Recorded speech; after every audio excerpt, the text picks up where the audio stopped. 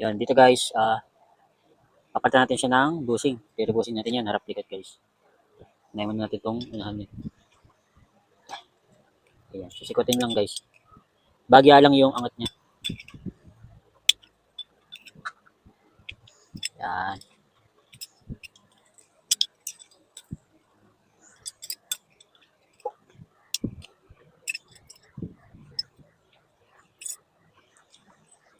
Ito yung papalit natin, bushing. Ito pang mga ano to eh, pang exhaust fan. Ayan, parehas. Ito yung bago. Ito yung luma.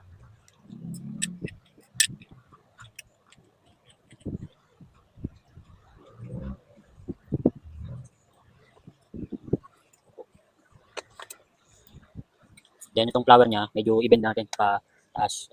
Ganyan. Para make fit yung kapit niya sa bushing mamaya.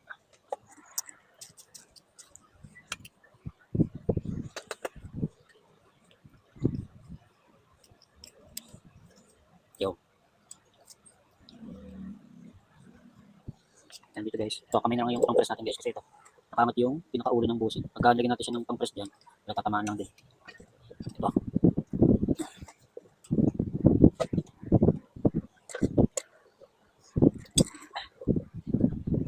Yeah, okay. Press natin kung ligpit na. Yo, ligpit na guys.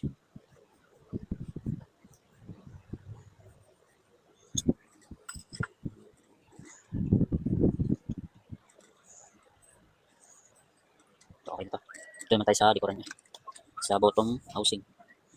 Ganun lang din ang process guys. So sisikotin itong pinakapalit niya.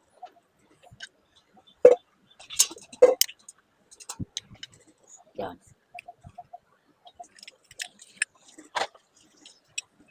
Ito sira-sira na guys.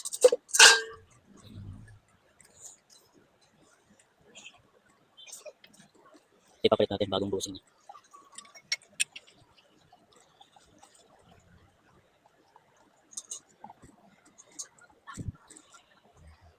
Yan itong pinakalak niya, ilitaas natin ito para pag-press mamaya sa bushing, madiin.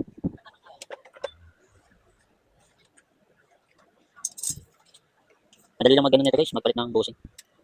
Kailangan takmang bushing. Kailangan ganito rin yung ipapalit nyo. Kasi kapag kayo mga bilog na ordinary, yung mga pang 3D, ayan o, malaki yung diferensya guys, ayan o. Diba? May epekto yan guys sa may pagka-rebusing. Possible yan, maluwag yung pinaka-rebusing nyo pagka ito yung ginamit nyo. Ito pang 3D to eh. Ito ang kailangan, parehas lang din dapat.